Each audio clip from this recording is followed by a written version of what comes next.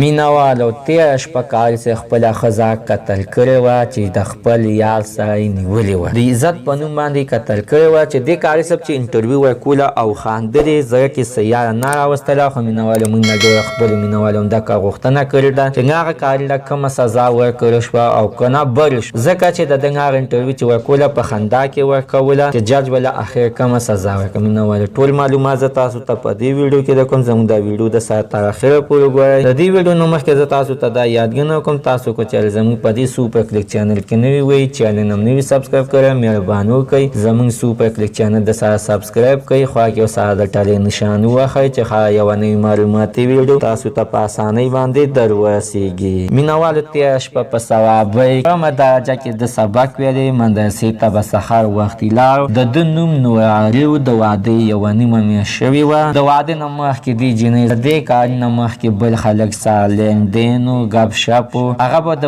بیا چې جینۍ واده شوه نو هغه یار به ورله تلو راتلو او کوټه کې به یې ورسره هغه کارونه کول چې کوم کارونه ناروا دي. خو اخر یوه ورځ د هغه کاري صاحب په خپله ښځه باندې شکي شولو او ویلې چې ده به چې نور کله چې شکي شولو ده به نور کله د ماسپښین لمونځ په مدرسه کې کولو. په دغه ورځ باندې د ده زړه ته هسې څه راغلل او ویې ویلې چې نه زه نن د ماسپښین لمونځ په کلي ته به وباسم. عزتمنو غټه خبره دا ده چې ده ته مور تبرګې د حفاظت دپاره ورکړی چې ته چې کله کور ته راځې په لار کې دې چې ته خولې درته در وړاندې چې هغه تبرګې د ده نن په کار باندې راغلې چې د مدرسې نه روان شولو او راووتلو نو د ده هسې په زړه کې یاره راتلله چې خپل کور ته ورسېدلو او د کور دروازه یې وډبوله نو ښځې ورته پلمبني ټکټکارې دروازه ورته کوله ونه کړله. په دویم ځلي ټکټکارې چې ورته وډبوله ورته کوله وکړه نو ښځه ساسا کمرې دروازې له راغلله او ګبراوېدله.